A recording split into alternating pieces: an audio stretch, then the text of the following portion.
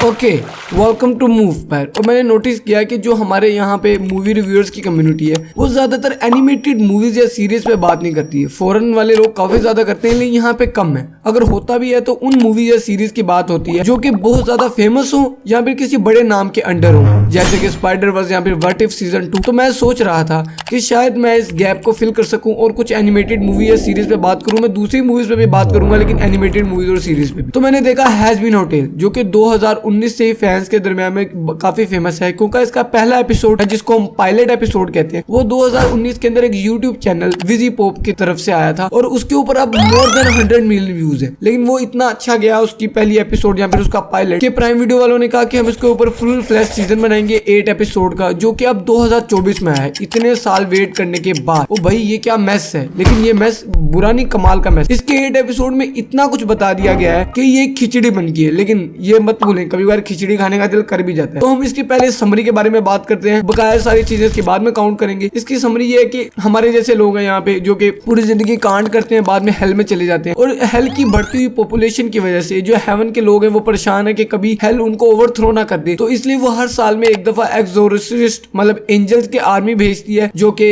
Hello के लोगों को मारती है ताकि उनकी पॉपुलेशन कम हो। और यहाँ पे हमारी प्रोटैगनिस्ट जो कि चार्ली है, जो कि प्रिंसेस ऑफ हेल है, मतलब लूसीफर की बेटी है, वो चाहती है कि लोगों को मारा ना जाए हेल के, क्योंकि उनको सुधरने का एक मौका मिलना चाहिए जैसे। और वो इसलिए चाहती है एक ऐसा होटल बनाना जिसके नाम पे सीरीज है हैज बीन होटल, जो कि जितने भी बुरे सिनर्स हैं उनको रिहेबिलिटेट करके दोबारा हेवन में भेज सके, ताकि किसी को मारना ना पड़े और वो सीधी तरह हेवन में चले जाए। ये इसकी ठीक ठाक समरी है और मैंने आपको कोई स्पॉइलर नहीं दिया, तो आप ये देख सकते हैं। और अगर आपको पता करना है कि इसकी हायरार्की कैसे काम करती है, मतलब पावर लेवल्स कैसे काम करते हैं हेल के अंदर, तो सबसे ज्यादा पावरफुल होता है लूसीफर हेल के अंदर, क्योंकि हमें पता है कि लूसीफर किंग है हेल का। उसके बाद आती है चार्ली और लिली। चार्ली हमें पता है लूसीफर की बेटी है और लिली लूसीफर की बीवी है। उसके बाद आते हैं 7 डेडली सिंस, जैसे कि लस्ट, प्राइड और ग्रीड, ये वगैरह। उसके बाद आते हैं आर्ट्स गोटिए ये क्या है, मुझे इसके बारे में इतना नहीं पता, क्योंकि इसकी एक और स्पिन ऑफ है हेलुजा बॉस, उसके अंदर इसके बारे में बताया हुआ है, तो मुझे इसका इतना नहीं पता। उसके बाद आते हैं ओवरलॉर्ड्स, जो कि वो सिनर्स होते हैं जिन्होंने बहुत ज्यादा लोगों की सोल्स ले ली हो और पावर बनाई हो। उसके बाद आते हैं सिनर्स, जो कि हमारे जैसे जो कि गुनाह करके उधर पहुंचते हैं। उसके बाद आते हैं हेलबोर्न, जो कि हेल में पैदा होते हैं, उनके पास कोई सोल नहीं होती, इसलिए वो सिनर्स की तरह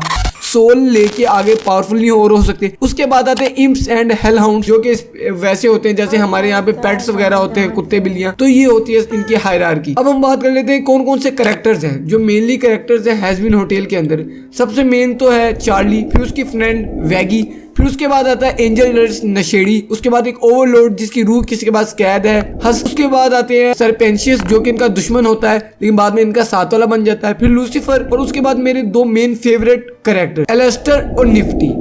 निफ्टी एलेस्टर के लिए काम करती है, शायद उसके लिए काम करती है या फिर उसकी गुलाम है, ये हमें अभी पता नहीं है, लेकिन एलेस्टर मेरा फेवरेट कैरेक्टर है।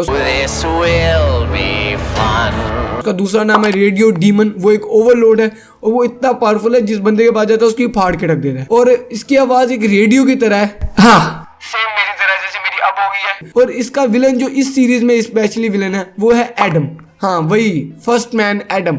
और कसम से भाई उस जब वो सीरीज के अंदर आया है तो मजा ही आ जाता है।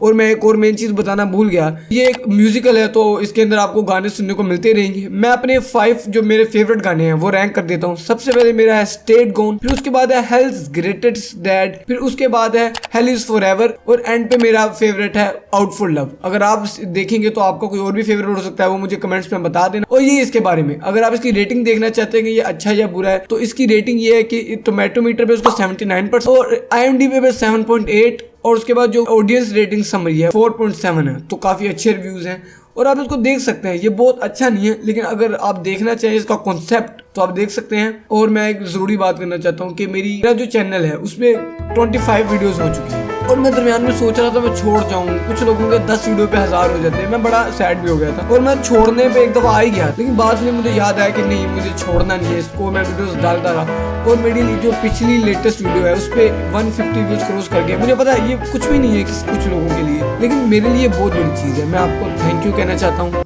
और बाद में मिलेंगे। Thank you.